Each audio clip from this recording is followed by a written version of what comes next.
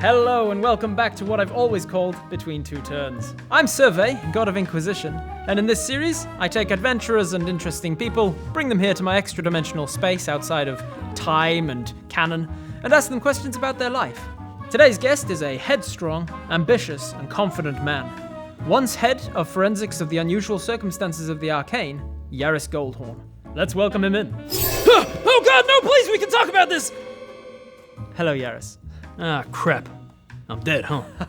Very much so, yes. Is this some kind of afterlife? Not really, no. This is more of a cross life, I suppose. What? Well, you are dead, or at least you will be. Discussing before and after while you're here is sort of like saying, which side of the table am I on when you're not even in the room? But anyway, it doesn't matter. You're here to reflect on your life and times and answer some questions for me. No, I don't think so. I don't know who you are. I ain't telling you a damn thing. Oh, come on, Yarris Goldhorn, open up. Do I need to drug you with truth serum, the way that you tried to drug Greg and his friends? Drink up. I will do that.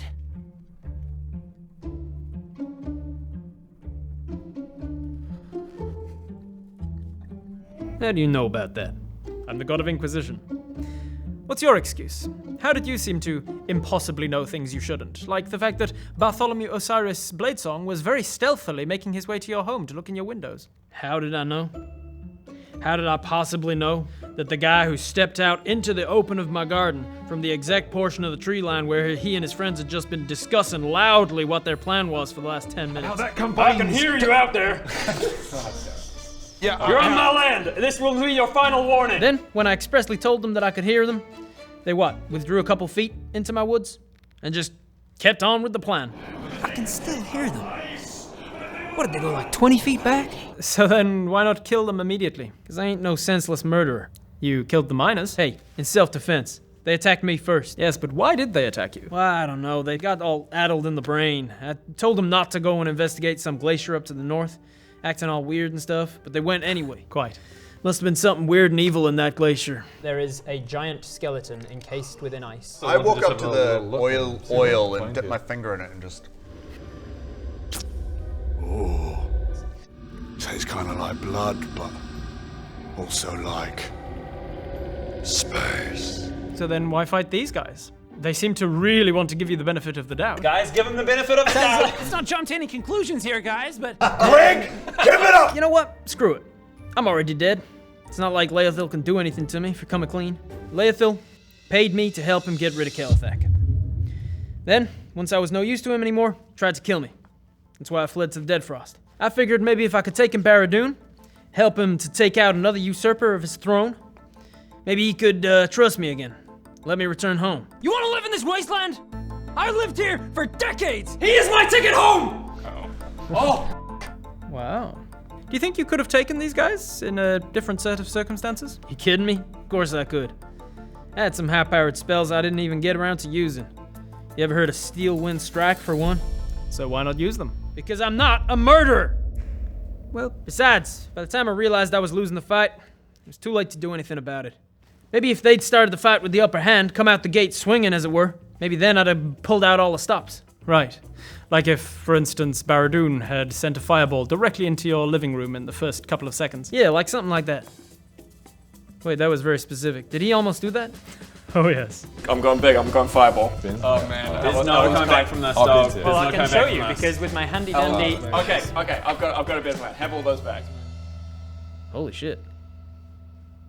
Okay, yeah, if he'd have done that, then I would have started the fight differently. I would have come out the gate swinging myself, taking the fight to them down on my lawn. And then they would have had to deal with all my garden traps. Yes, but instead they just let you prepare for a fight with several different spells before actually getting started. Yeah, they ain't the warmest blankets in the cupboard, huh? Quite. Son, free! The other thing I can do is this. You look around and you realize, holy shit, you're in a really dangerous situation. There are 5 other enemies in the room with you. So, how long have you been in Westhaven? I don't know, a few years. A few years, right. But help me understand something. You were working for the Order of the Weave when Barad-dûn arrived as a 10-year-old and took out the orcs of the Second War, correct? Yeah, I think I know where this is going. Yes, and then you were still working for the Order of the Weave around the time you disappeared was when Barad-dûn got elected at the age of 20. So how old is Barad-dûn now? Yeah, look, okay, here's the thing. I know what you're getting at. You know how when I arrived here you said that timey-wimey stuff is all a bit out there of a concept here in this space? Yes. Well, the same can be said for Viva la Dirt League world building. Okay? At different times, I've been told that Barad-dûn's 30 years old, 50 years old, or over 70 years old, which makes it super easy to do any sort of consistent world building regarding anything that's happened in the past and how long ago it was, okay? Right. It's very meta of you to know that. Yeah, well, if Adam could get away with all of his metagaming, maybe I can as well. Well, I'm afraid that's all the time we have between two turns today. Thank you to Yarris Goldhorn for being here. I'm sure we'll see you again soon. What? Why? Thank you very much for watching. Tell your friends about this show and tune into the next one.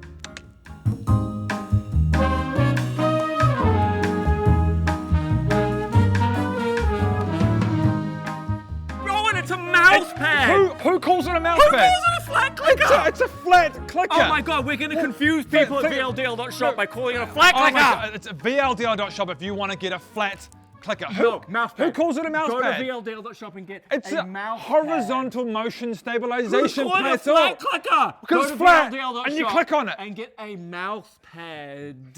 Links over there, VLDL.shop.